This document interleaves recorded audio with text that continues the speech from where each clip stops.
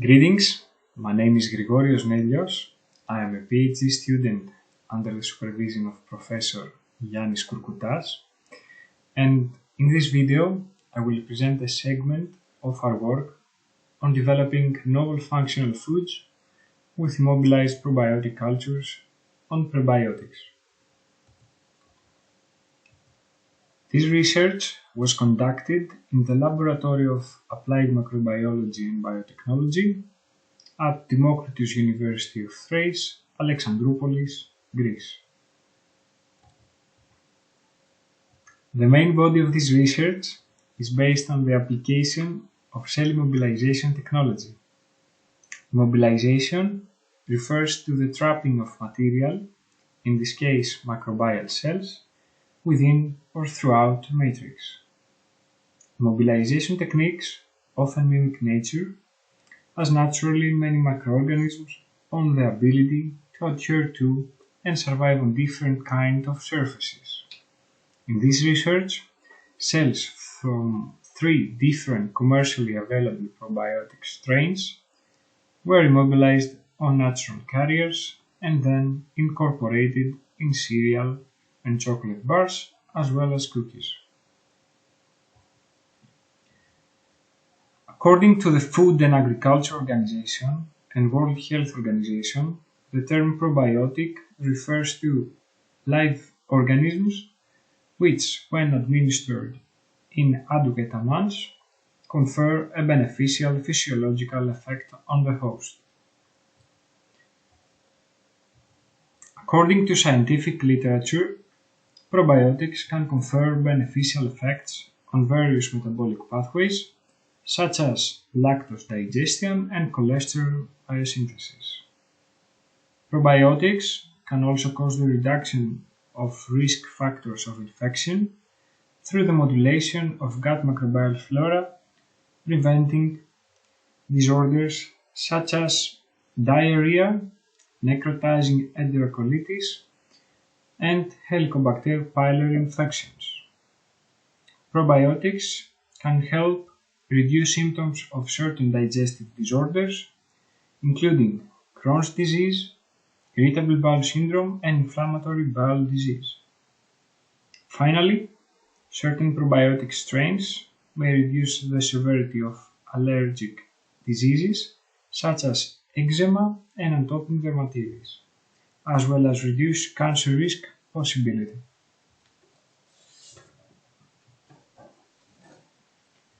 These beneficial effects depend on many different factors, including the strain of the microorganism, the level of its consumption, the duration and frequency of exposure, and the physiological condition of individual. In order for a certain strain to be characterized as probiotic, a number of criteria must be met. Firstly, it is crucial for the probiotic strain to be safe for consumption, and it is desirable to be of human origin. Secondly, for the selection of probiotic strain, several criteria of functionality have to be considered. To deliver the health benefits, probiotics should be able to survive the acidic condition of the upper gastrointestinal tract and adhere to intestinal epithelial tissue. If the probiotic strain is able to do so, several health benefits should also be assessed, varying from maintenance of normal intestinal flora to modulation of immune responses. Finally, even though a probiotic strain fulfills the necessary safety criteria, its selection should also satisfy technological criteria, as aspects related to probiotic food production and processing are also very important. A wide variety of microorganisms have been studied for potential probiotic effects.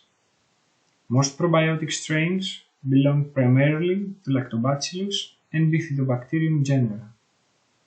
However, a number of other bacteria and yeasts are also known for the probiotic properties.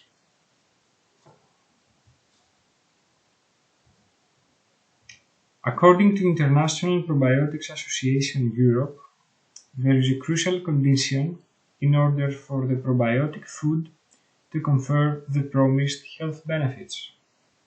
It is estimated that a minimum of 1 million of live probiotic cells per gram must be present in the probiotic foods at the time of consumption. In many cases, this requirement cannot be fulfilled due to the severe conditions often employed during food processing and storage, which might lead to important losses in cell viability. As a solution to this problem, cell immobilization technique is proposed in order to maintain high cell viability, activity, and functionality.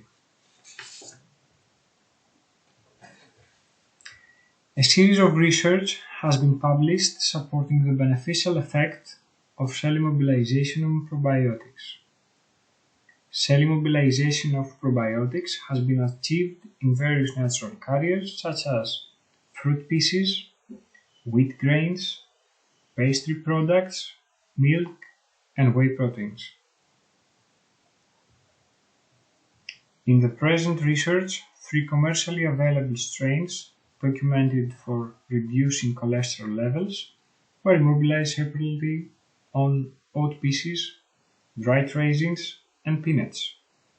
Down below, you can see an image taken using confocal microscopy, where immobilized cells can be seen as red dots on peanut pieces.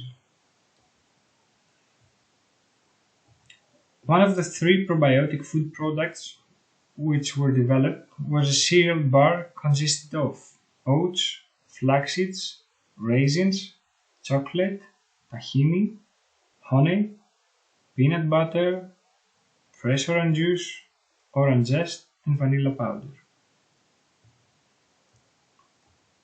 The second product was a probiotic chocolate bar consisted of raisins, peanuts, and quarter chocolate. Finally, the third product was a probiotic oat cookie with tahini, honey, and chocolate. In these 3 products, 3 probiotic L. plantarum strains were incorporated as either free or immobilized cells in amounts equal or higher than the daily suggested doses. In addition, free and immobilized cells were tested in wet and freeze-dried state. In these probiotic food products, cell viable counts, relative humidity, and water activity were observed for 1 month for 2 storage temperature, ambient, and refrigerated. During that time, the products were also monitored for several foodborne pathogens. Cell populations were observed initially on day 0 and afterwards on day 15 and day 30.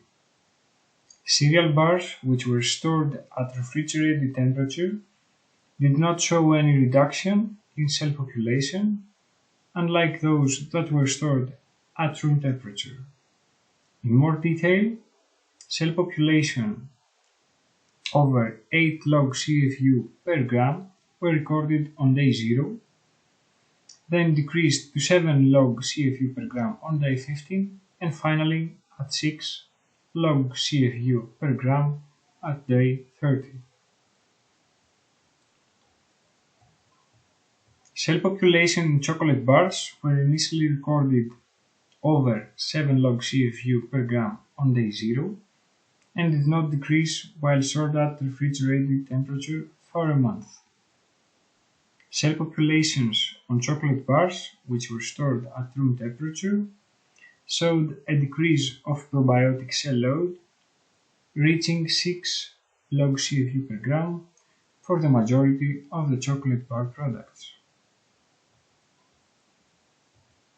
Similarly, cookies stored at refrigerated temperature maintained their initial cell loads up to 1 month, in contrast with the cookies that were stored at room temperature. Storage at room temperature caused a reduction of viable cell counts from over 7 log CFU per gram on day 0 to 6 log CFU per gram on day 30.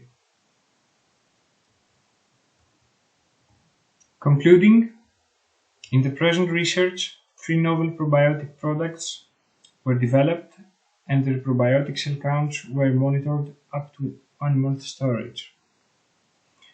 Products that were stored at refrigerated temperature maintained their initial cell counts over 7 log CFU per gram in accordance to IPA Europe recommendations. Additionally, in these products, no spoilage was detected during that period. Moving forward, long-term survival monitoring for at least 6 months will take place in order to assess the stability of the new products. Last but not least, I would like to present you my fellow partners in this project, Dr. Panagiotis Panas, my supervisor, Dr. Yiannis Kourkoutas, and Dr. Anastasios Nicolaou. This research has been co-financed by the European Regional Development Fund of the European Union and Greek National Funds through the Regional Operation Programme Western Greece.